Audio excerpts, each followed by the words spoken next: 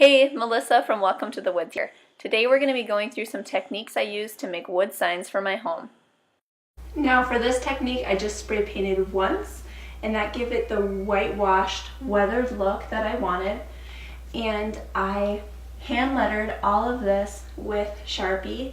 Now I love to use oil-based black Sharpie paint pens when I do hand lettering on wood signs because it really shows up opaque. And as you inscribe, you don't lose ink. With regular Sharpies, eventually they stop writing against such a rough surface. This wood sign is attached in the back, maybe not super strongly because I wanted the different slats to be offset from each other.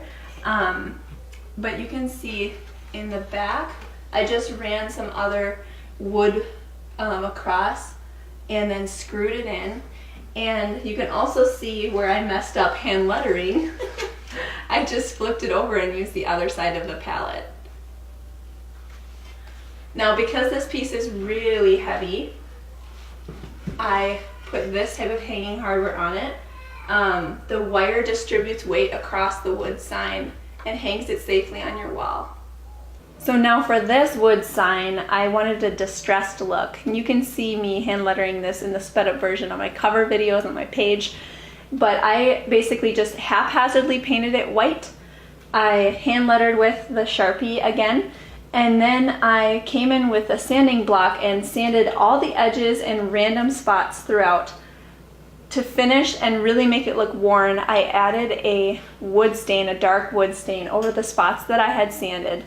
And I just think this looks like, you know, it was hand lettered a long time ago and then has been worn through time. So I love that distressed look. Again, on the back for hanging, I did a wire to distribute weight across. Although this isn't very heavy, you could do something a lot more smaller. But I put the eye hooks on the side of the sign instead of on the back so that it doesn't poke the wall at all. And it does add to that kind of farmhouse industrial look.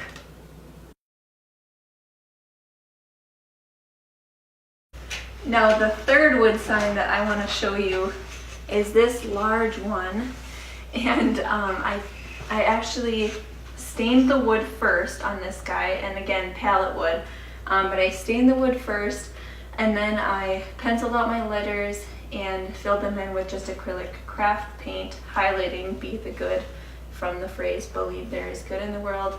I was inspired to do this one by a Pinterest post that I saw.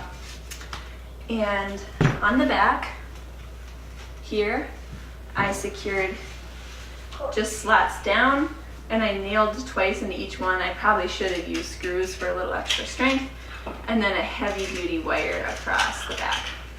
So there you have it. Now you know a little bit more about how I make wood signs in my home, and I hope that you learned something. Go ahead and comment below what was your favorite of the 3 signs. And I hope to see you again back for another video next week. Thanks for watching. If you like this, don't forget to share.